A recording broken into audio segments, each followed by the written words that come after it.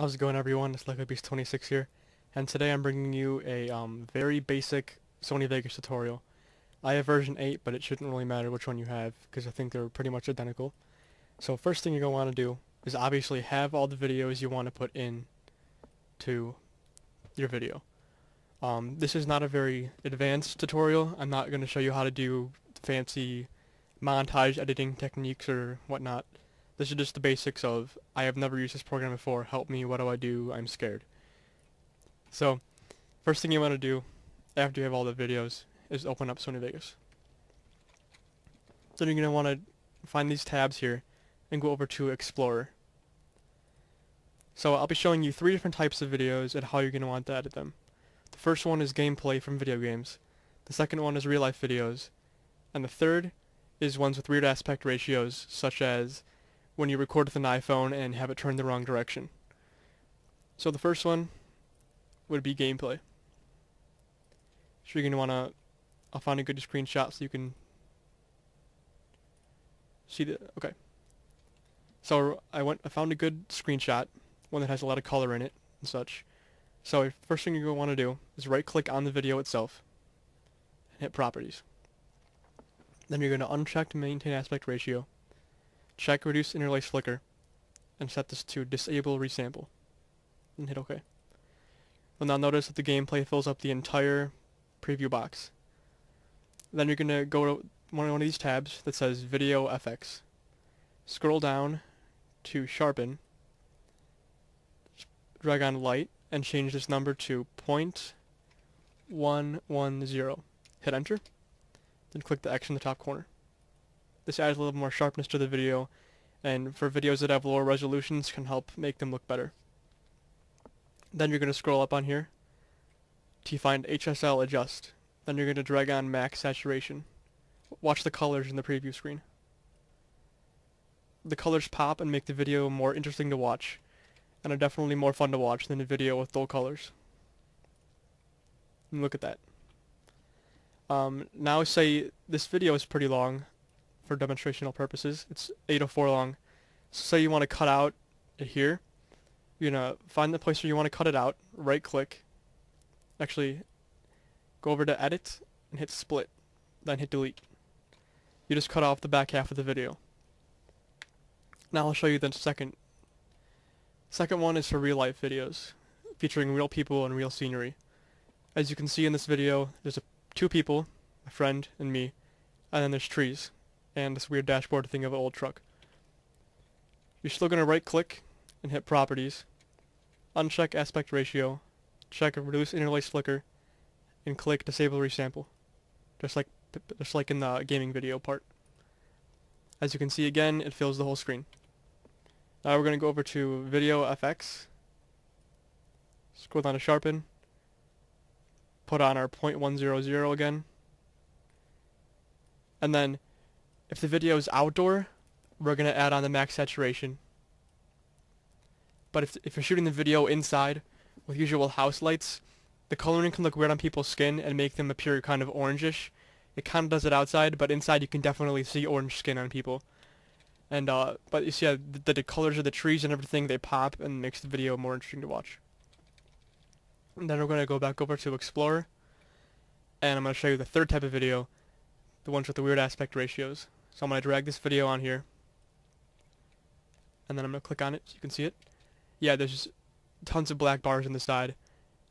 If we went to properties and turn off maintain aspect ratio, it would go like that, and it would be twice as wide as before, and it would just look generally odd. You know, like, that's a person. It's too wide for a person. That's me. I'm definitely too wide. I should be like only this wide, not this wide.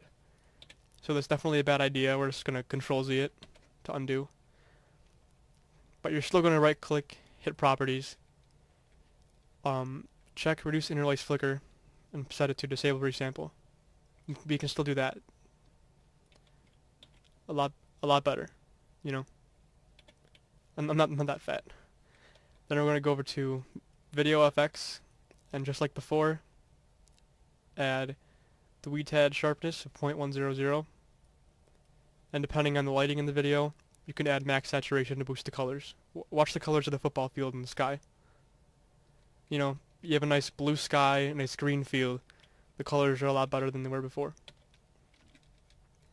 Now that we have all our clips in here, well, actually, let's just say that if we went into here, there were still black bars, or if you're recording Xbox gameplay or anything, any kind of like console gameplay with the dazzle, and it adds those little white and black bars on the top and sides, and you're like, how do I get rid of those? I turned off maintain aspect ratio, and there's still those black bars.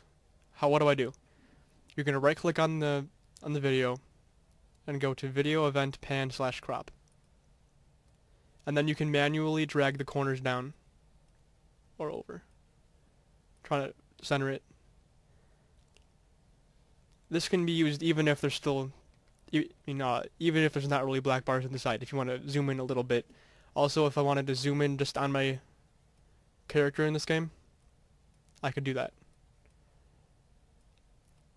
And if you want to, this button right here, lock aspect ratio, that'll toggle aspect ratio on and off. If I have it on, it's like dragging the corner of an object instead of just up and down. It'll make everything bigger. Anyways, now that we have all of our clips ready to render and save as the final product, we're going to go over to here to Project Video Properties. Now you need to choose what kind of standard you want for your video. I want to save mine in 720p, so I'm going to go down to where it says HDV 720 30p, and I'm going to click on that. If you want 1080p, then you click on, I believe, this one, HD 1080 60i, and if you want to save it just a quick 480, say your video is really long and you don't want to have to wait for a huge render time, you just want a quick quality video, then you're going to go over to NTSC DV or NTSC DV widescreen, but I'm saving mine in 720p. Then you're going to change field order, make sure it's on progressive scan, make sure pixel aspect ratio is still on 1, and make sure that full resolution rendering quality is on best. Hit OK. You can actually do that before if you wanted to also, but then now that we're done, we're going to hit File, Render As, and in this first box, I like to put mine all the way at the bottom is Windows Media Video v9.wmv, and then at the template, I like to choose 6 megabyte per second HD 720 30p video. This is 720, this is 1080, and this is 480. Then I'm going to name it. Make sure, if this box is checked for any reason, the render loop region only, if for any reason that's checked, uncheck it. Can't tell you how many times I messed up with that. Then you're going to hit save. I'm not actually going to render mine, I'm going to hit cancel. And I wouldn't recommend doing any background tasks while you're doing this, because that'll take up a lot of computing power. But yeah, that's about all guys for this basics tutorial. If you'd like to see more advanced little tricks or tips, I can do that in a separate video if you posted a comment. But that's all guys. See you later.